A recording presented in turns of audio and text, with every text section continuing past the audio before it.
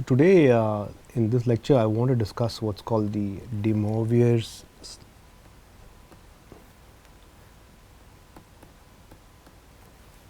Laplace central limit theorem.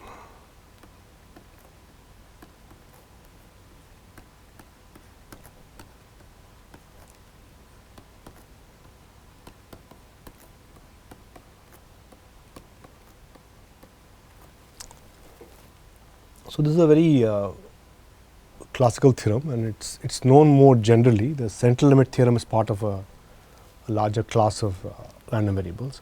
The DeMoivre Laplace deals with the binomial random variables. So I'll explain that today. So before that, I just want to quickly recall what we just recall. Let me quickly recall.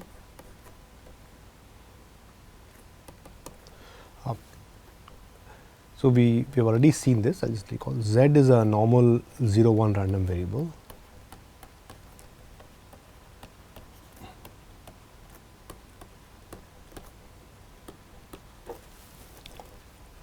If it has a probability density function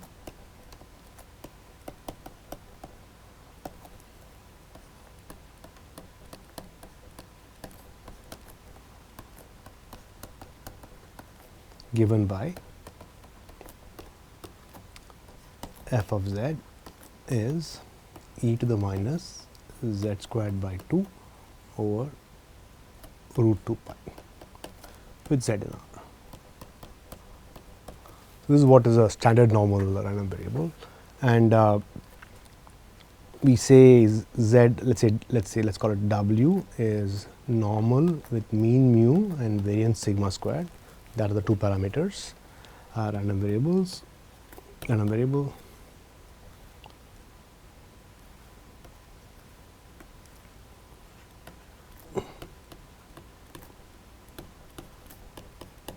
If it has a PDF,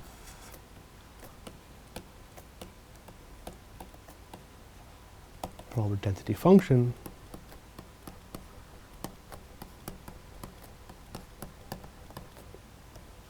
given by, let's call it as f of w is, so you shift the above one by mu, so you go w minus mu, that's the mean, over 2 sigma squared, and the whole thing divided by root 2 pi times sigma, and this is w in R.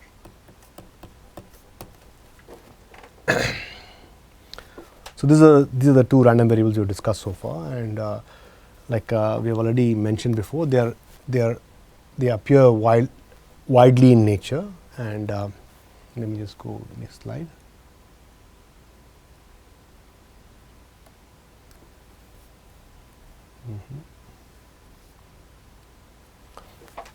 So they have tremendous lots of applications. So let me write this down. Occur widely in applications.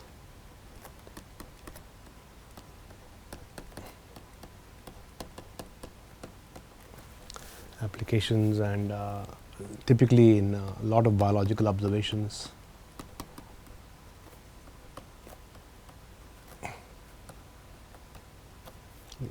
Sorry.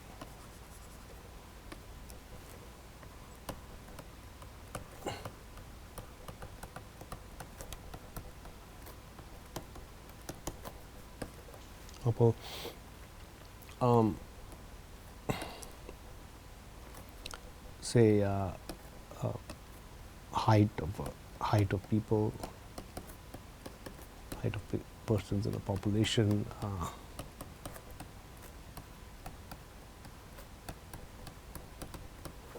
that's supposed to be a thing, or the number of leaves in a tree.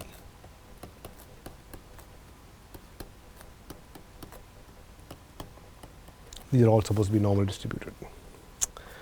And one important observation is that these arise as sums of random variables. So these arise as, let me write this down. So these arise as sums of independent random variables. So, I will make it rigorous, make this observation rigorous in a second. So, what I mean by that is or random variables or random processes, I should say. I should not say random variables, process. So, by this I mean the following comment that so some of the observations will contribute to the low end, because it comes as sums of independent random variables, random processes. Some of the observations will contribute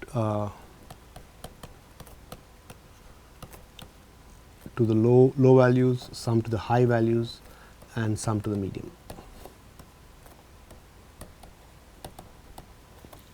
And what will happen is, this will, once this is done, this will yield a histogram or a frequency polygon that's symmetrical.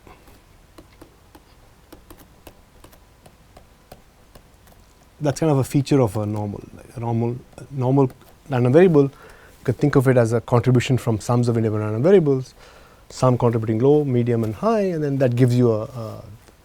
So what we'll do is we will try to make this rigorous in a special case. Right? We will make this observation rigorous in a special case.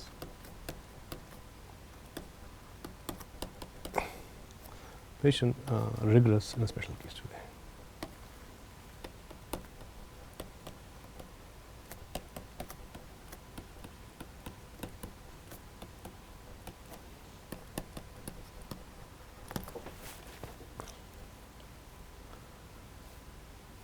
So, that is called the DeMoivre central limit theorem. So, I will make that precise.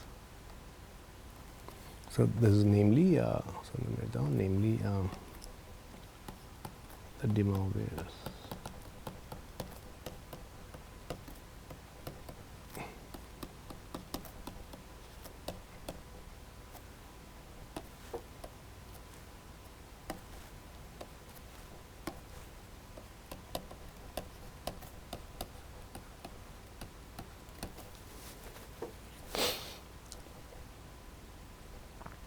Okay, so start off with normal random variables. We saw where they applied. Let me go down where they where all they applied, and then now I'll go on to the next slide. Where how do I go next slide? Sorry about that. So let me state the theorem. So the theorem is the following. So let me state the theorem.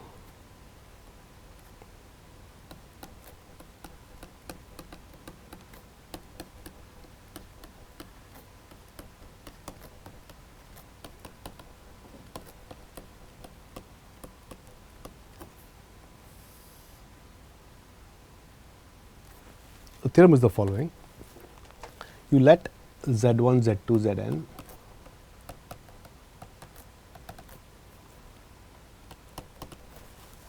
be IID Bernoulli D01. Okay, so be IID Bernoulli P random variables with P being between 0 and 1. So, you take a sequence of random variables that are independent, and each of them identically distributed as Bernoulli P random variable with P being between 0 and 1. Then let us define the proportion of ones, that is Bernoulli takes value 0 and 1s. This is my proportion of ones defined P n hat to be the sum from I equal to 1 to n Z I divided by n, and this is what I will call as the sample proportion, that is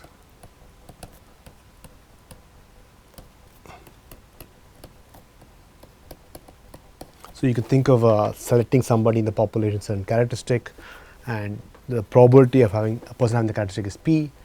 You decide if the person has a characteristic p, a certain characteristic, you call the person 1, otherwise call the person 0. So, those are your ZIs, and they are all Bernoulli p random variables, and then this is the sample proportion. The theorem is the following, that we already know that p n hat is a good estimator of p. If you to the mean of p n hat, that's going to be equal to p. But we can look at p n hat minus p and try to understand how large these fluctuations can be around p n hat. And one can see that it's of order 1 over root n. That is, if you look at root n divided by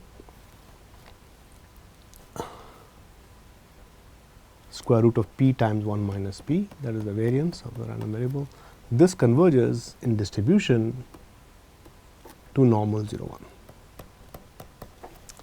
That is what the theorem will say. That is what more precisely, if let us say we let y n to be the scaled proportion, that is root n times p n hat minus p divided by square root of p times 1 minus p. You look at the distribution function of the random variable, probability of y n less than or equal to x, that converges as n goes to infinity to the distribution function of normal random variable, which is just minus infinity to x e to the minus y squared by 2 by root 2 pi dy.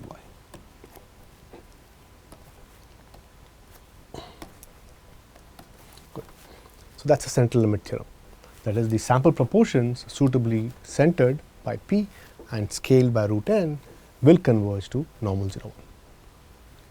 That is the central limit. That is the sort of the main statement central limit theorem.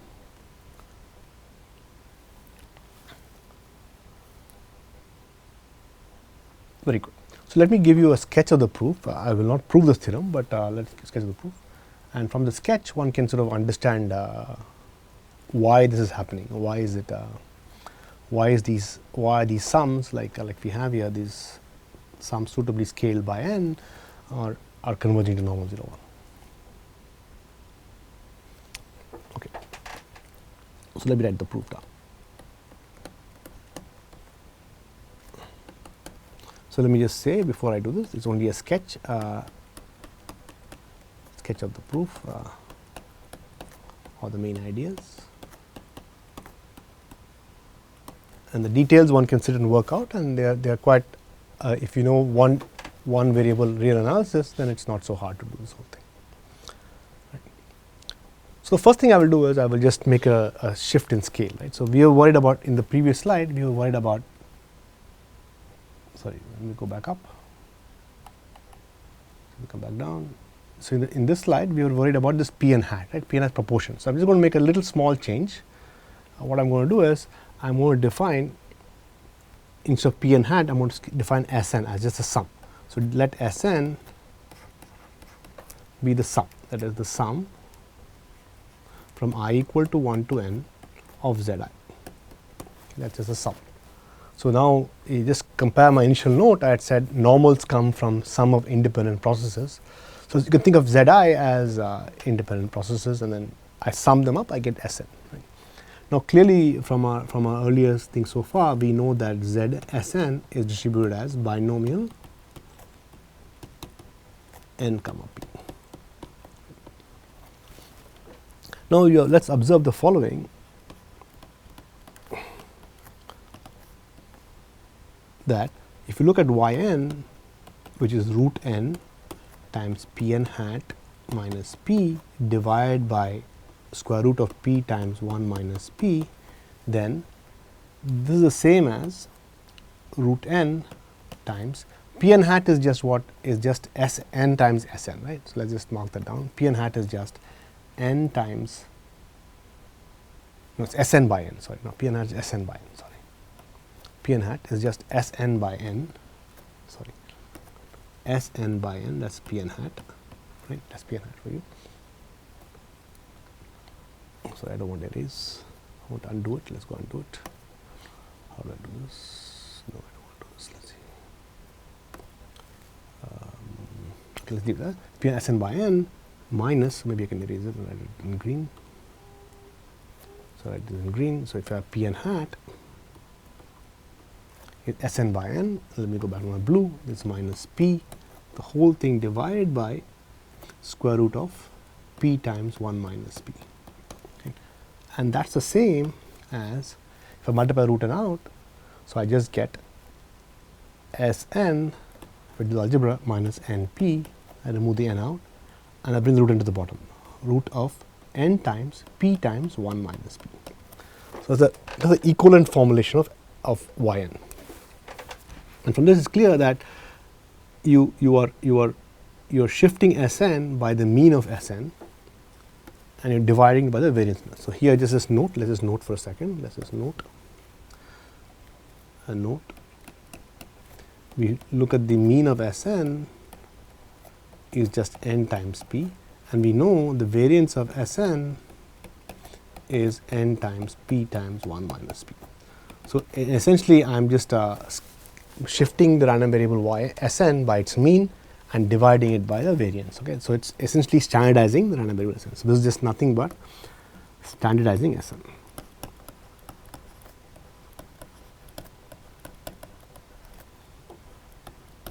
That is, if you look at the mean of yn,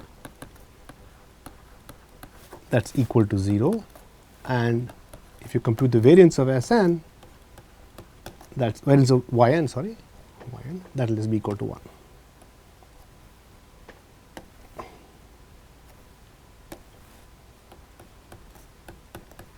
So, at least at the mean and expectation level, they match the mean and variance of the normal random variable. Very nice. So, we are here now. So, I have just shifted the yn to look like Sn minus root np. Okay. Now, binomial random variables, I know exactly how to compute the probabilities. I know expression for them. Let's go do that.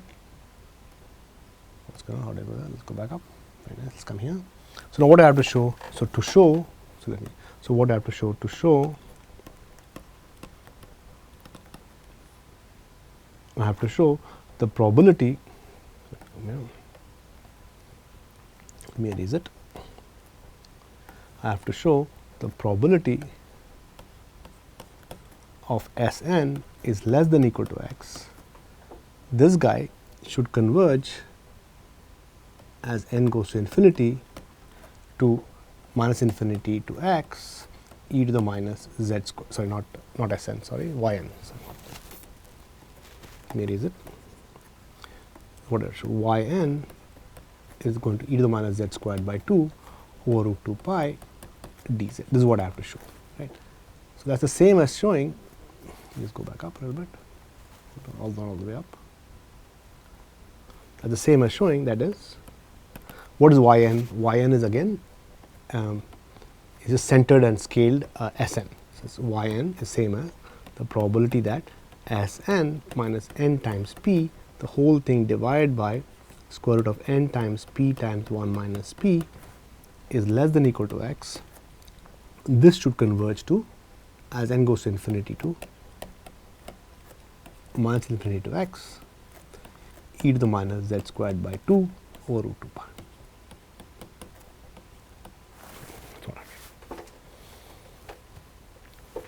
And this I have to show it for all x and r. So, I will do a little bit of a small deduction. So, this is some exercise you can think about. So, it's equivalently, all I need to show is the following.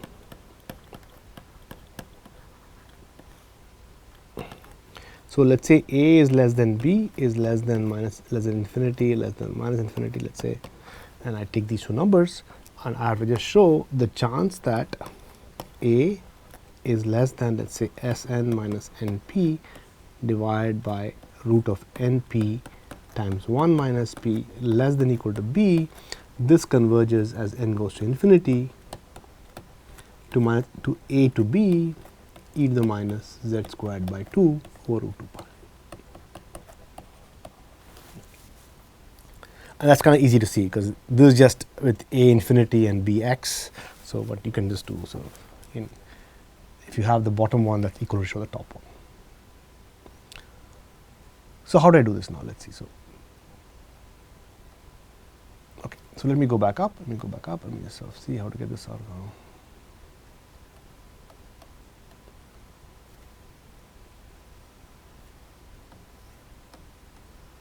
Very nice.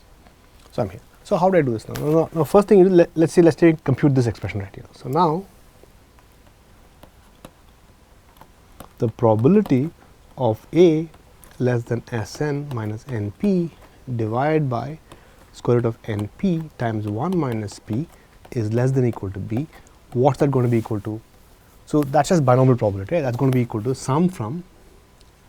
So, that is just saying that Sn is between b times this number plus Np and a times this number plus Np, right. So, what I will do is I will just take sum from, let us write it down, let us write it in different color. So, k is equal to the smallest integer, let us say I take a times square root of Np times 1 minus p plus n times p at the bottom, and the top I will take it as goes all the way up to, let us say b times square root Np times 1 minus p plus n times p, and inside I will have, all I have to do is this compute the probability that Sn is equal to k, right. And I have to show that this expression right here converges to the integral above. So, let me proceed. It's a little technical proof, but I will try and give you the main idea. So, what is the main idea? Let me see. Okay. So, here is the idea. So, now you look at, so what I have to take this guy, the sum from k equal to, let me see if I can copy something. Let me see if I can copy. Very nice. Let me copy it. I go copy as copy, control C. I go paste. Very nice. I move it up here, and I have to move it up here. Let's say move it down here, and then I leave it there, and I erase this part. How do I erase this one? Let me bring it back up. Sorry. So, I take this sum, and what I have to do, I have to subtract from the integral from a to b, right, of e to the minus z squared by 2 over root 2 pi times dz. This is what I have to take and show goes to 0. This is my aim. Right. So, what I do first is I do a small sort of flip. So, let us say let's just take phi of, let's call this phi of z as the density of a normal random variable. Let's call phi of z as e to the minus y squared by 2 over root 2 pi. So, not y squared, z squared by 2. Or let's say phi of y is just, so you let phi of y be this.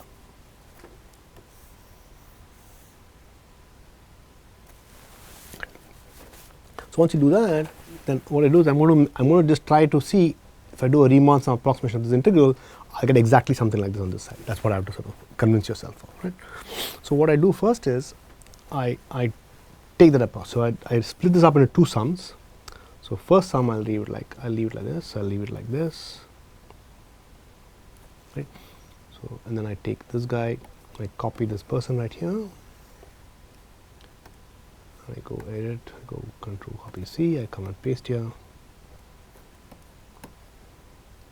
right. Then I subtract, sorry, I have to write subtract, and let's see if I can paste this guy again. Let's see if I can do this. Again, let me bring it up here. Very good. So, here let me just move this, let me erase this, move it up here. So, let me just move this person's people up here.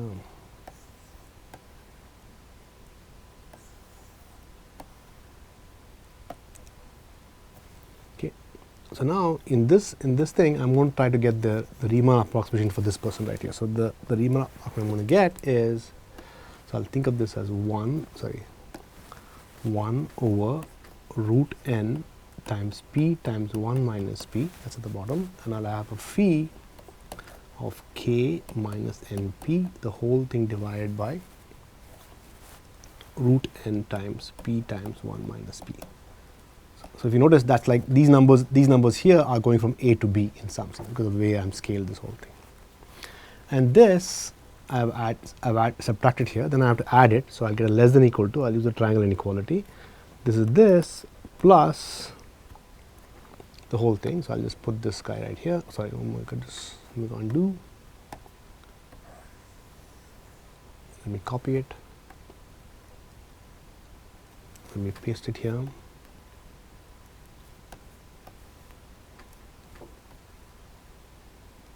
nice.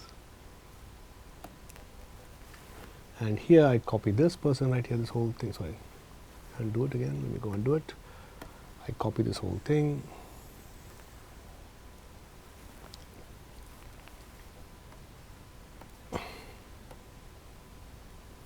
I paste it, I bring it up here, very nice, and I erase this minus sign. I move this across a little bit, very cool. And then this I get as this, and this minus this. So that's exactly, I just add and subtract this term right here, and I use a triangle inequality to get that what I want to compare is, what I want to compute is less than or equal to two terms. The sum from the Riemann approximation and the Riemann approximation minus the integral. Okay. So this I will call it as 1 plus 2. So I'll call it as, I'll define this as term 1 plus term 2.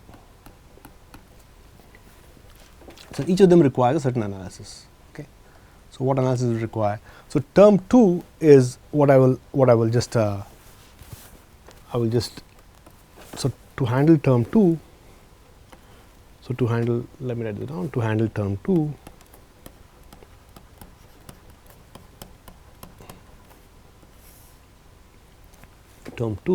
one has to realize that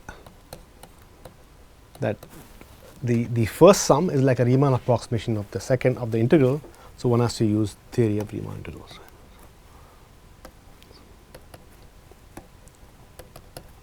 So one has to use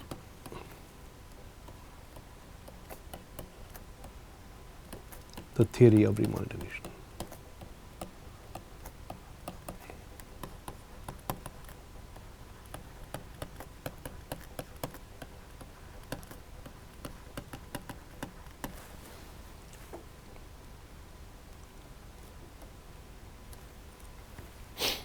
So that will give you that the second term goes to 0. So that will ensure, this will ensure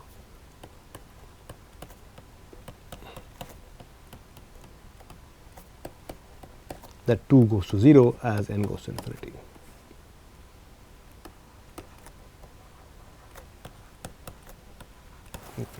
That's good. Now for to handle the first term is what where subtlety will be required. To handle term 1, it's a little bit more work. Again, I'll sketch the proof. I won't like above. I'll just mention the basic details and basic idea, and then the details one has to figure out. So the basic tool is what's called Stirling's approximation. So what you observe is, see what is term 2? Term 2 involves a sum of the binomials, right, and this the sum involving the normal density function that we have studied, right. So you have to show these two compare, right. So what we do is, the first thing you do is, you know that probability Sn equal to k, right, is just n choose k p power k 1 minus p to the power n minus k. That's the first thing you have, right. And that if you do a little bit more, it is n factorial by k factorial into n minus k factorial, and you have p power k into 1 minus p to the power n minus k. Very good. That's the first step, right? Very good. So now, once you have this, you have to know how to understand these n factorials to get the exponentials that you have in mind, right. So here, what you do is you have to first understand that n factorial. So you think of n factorial as something like n power n e to the power minus n root n and then root n and root 2 power.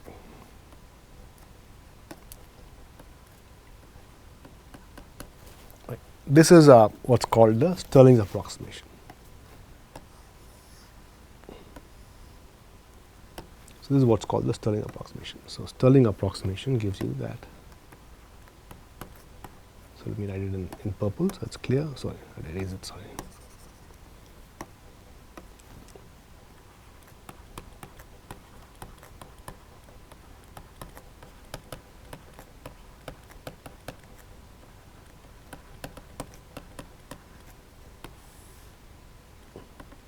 Gives you that. Once you have that, if you plug this in,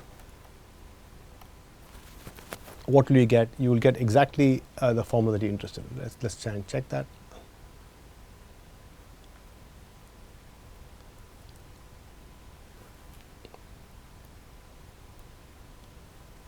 So what you'll have is, you just let me write this down. So you'll get probability Sn equal to k. Sorry, a little blue. Probability Sn equal to k.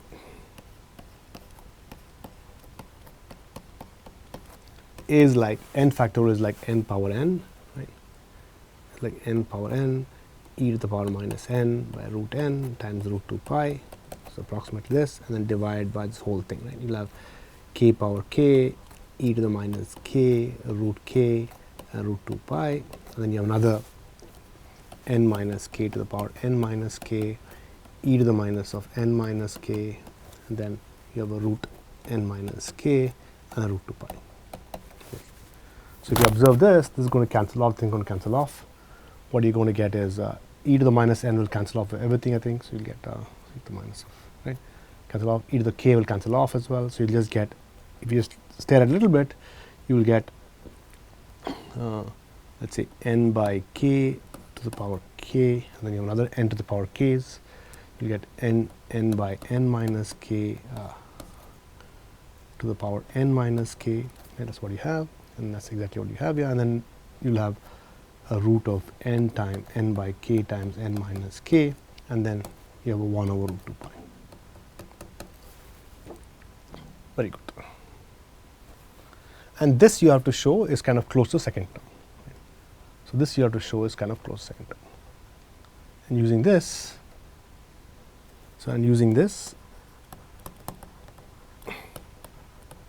one can show that that the probability of one can show that 1 converges to 0 as well.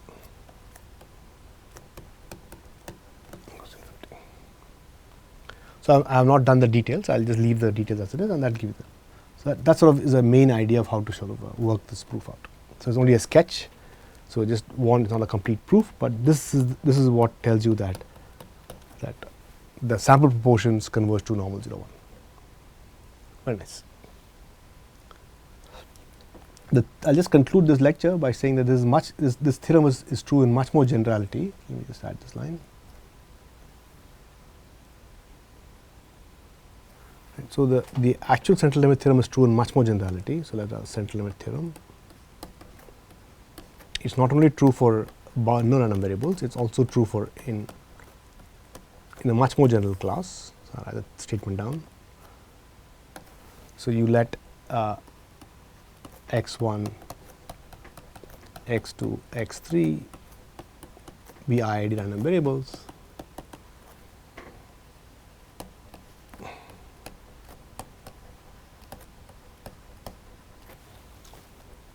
With mean x1 equal to mu and variance x1 equal to sigma squared. Then if Sn is the sum of these independent guides I equal to 1 to n of xi's, then Sn minus n mu divided by root n times sigma, this converges in distribution as n goes to infinity to normal 0 1. So this is generally true. If you have finite mean and finite random variables, you take sums of them. If you appropriately standardize them, they will converge normal 0 1. So that is probability of Sn minus n mu by root n times sigma is less than or equal to x, converges as n goes to infinity to probability of normal random variable being between 0 and x, or minus infinity to x, that's like minus infinity to x e to the minus z squared by 2 over root 2 pi times these. The proof of this is much more complicated than the previous one. You have to do it using moment generating functions and what's called the continuity theorem and so on and so forth, if they exist, or use characteristic functions to work with it.